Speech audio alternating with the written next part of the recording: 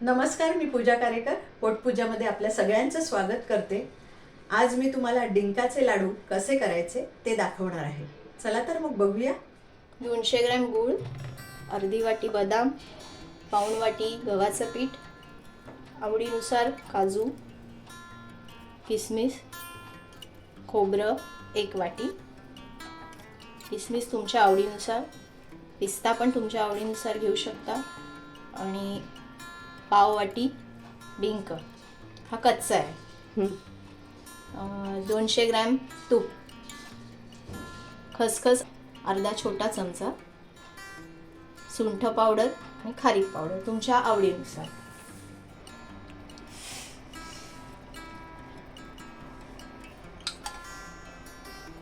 आता आपण थोडं थोडं तूप घालून आधी डिंक भाजून घेऊया, कारण डिंकाला तूप जास्त लागतं।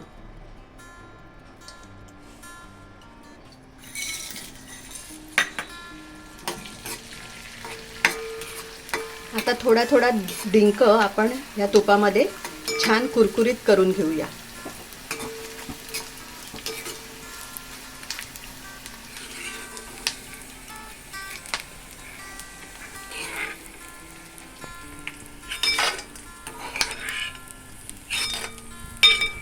आता पुन्हा आपण हा उरलेला डिंक कुरकुरीत तळून घेतोय।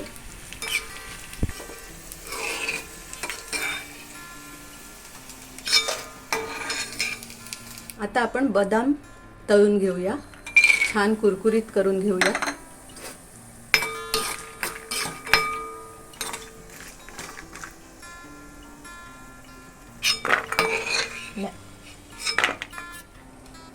आता आपण काजू तळून घेऊया। एखादा काजू गुलबट रंगाचा झाला की आपण ते काढून घेऊया।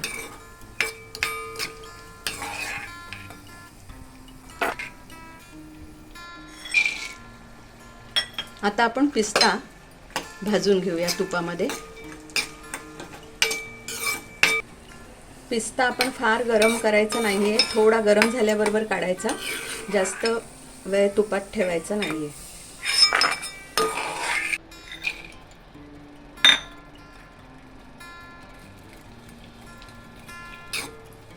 अशा मनुका फुलायला लागल्या की आपण त्या काढून घ्यायच्या।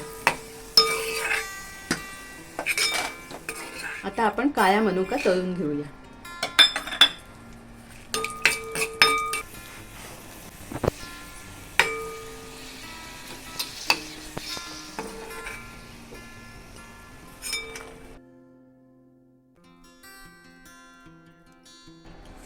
आता आपण गव्हाचं पीठ भाजून घेऊया।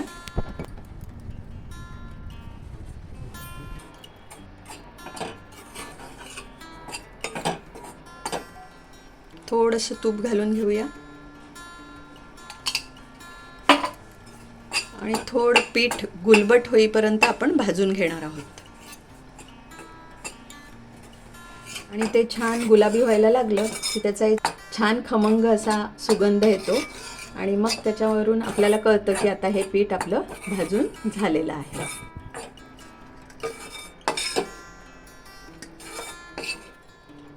आता आपण हे खोबरं जरा गरम करून कुरकुरीत करून घेतलेलं आहे, तर तेही आपण त्याच्यामध्ये मिक्स करूया।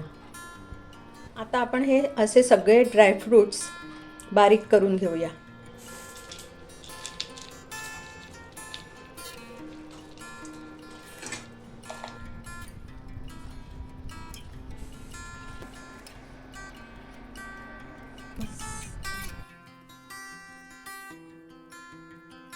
आता आपण खसखस घातलेली आहे।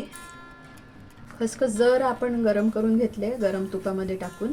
आता ही आहे खारीकची पावडर, ती सुद्धा या तुपामध्ये जरा परतून घेऊया आपण, आणि लगेचच आपल्याला गूळ घालायचा आहे, नाहीतर ती करते।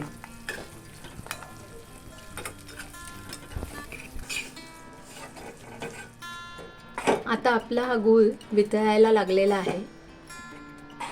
पूर्ण वितळला की लगेचच आपल्याला गॅस बंद करायचा आहे। पाक कडक होऊ द्यायचा नाही, नाहीतर लाडू कडक होतात। फक्त वितळवून घ्यायचा। अगदी हवं तर अगदी छोटासा चमचा पाणी घातलं आणि वितळवून घेतलं तरी चालतं।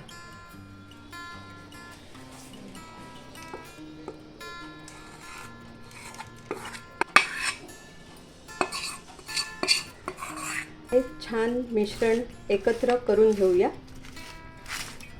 आणि मग लाडू वळायला सुरुवात करूया. आता आपण लाडू वळून घेऊया आणि तुम्हाला थोडं अगोड वाटलं तर तुम्ही साखरेची पावडर घालू शकता थोडीशी.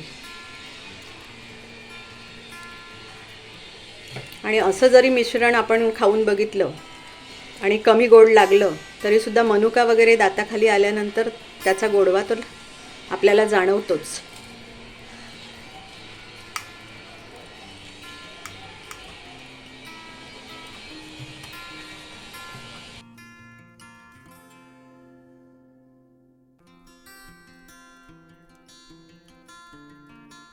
तुम्हाला ही रेसिपी कशी वाटली हे नक्की कमेंटमध्ये कळवा. लाईक करा, शेअर करा आणि सबस्क्राईब करा. आणि हो, मस्त खाण्याची घ्यायची असेल मजा तर बघत राहा पोटपूजा.